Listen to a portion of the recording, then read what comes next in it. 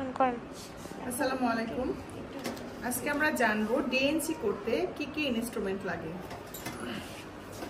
এটা একটা পুরো ডিএনসি কিট, এর ভিতরে সব ধরনের ইনস্ট্রুমেন্ট আছে। ডিএনসি করতে যে সকল ইনস্ট্রুমেন্ট লাগে, অনেক বেশি কিছু লাগে না। এটা হচ্ছে ডাইলেটর, এখানে অনেকগুলো ডাইলেটর আছে।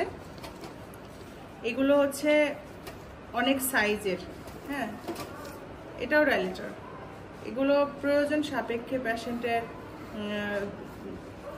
মানে সাইজ অনুযায়ী, ইউটেরাসের সাইজ অনুযায়ী, পেশেন্টের সাইজ অনুযায়ী আসলে ডক্টরই নির্ধারণ করবেন।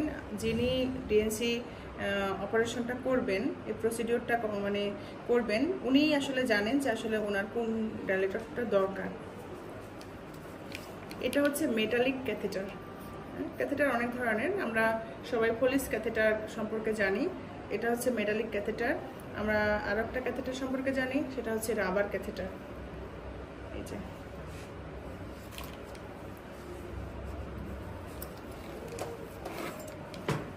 এটার নাম হলো কিউরেটর।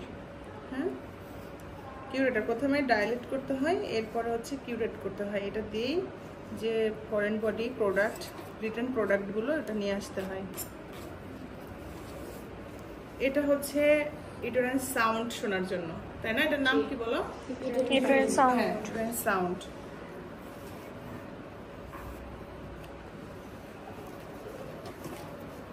এটা ভ্যাজানাল স্পিকুলাম, ঠিক আছে, সবাই জানি।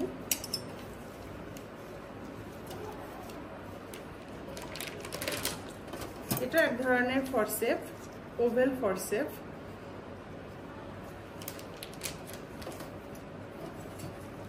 এটার নাম হলো ভলসেলাম। ভলসেলাম।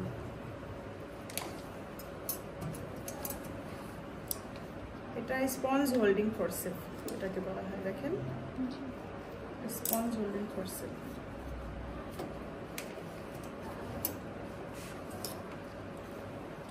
এটা হচ্ছে big curve artery forcep.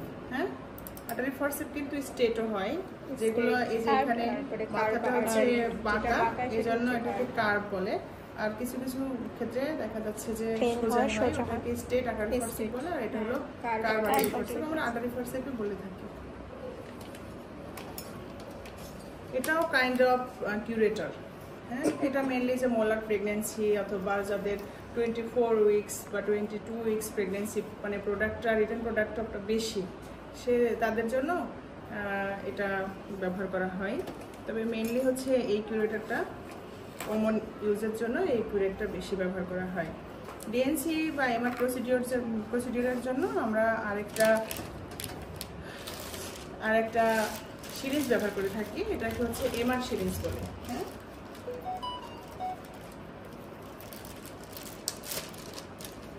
MR series বলে। এই যে